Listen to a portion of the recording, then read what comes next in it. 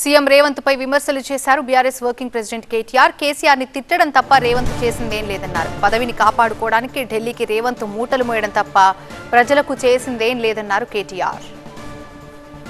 నిరుద్యోగులకు 4000 రూపాయలంటివి ఎప్పుడు ఇస్తావు, 2 లక్షల ఉద్యోగాలంటివి ఎప్పుడు ఇస్తావు అంటే నీ లాగుల తొండలు ఇడిచి పెడతావు. గివి మాట్లాడి నిన్ను చేసినారు ముఖ్యమంత్రి. గివిటికేనా ఇక ఉన్నది? నువ్వు లాగుల తొండలు ఇడిస్తేందుకు, పేగులు వేసి మెడలేసుకుంటేందుకు, లేకపోతే గుడ్లు దిగి గోటీలు ఆడుతందుకు. వాటికి మా పోరగాళ్ళు మస్తు మంది ఉన్నారు కవి చేస్తేందుకు. నువ్వు అవసరమా దీనికి? ఇక గిసొంటోడు దొరికిండు. మనకి ఏం చేస్తాం? ఇక 3 ఏళ్ళు భరించాలి, తప్పదు.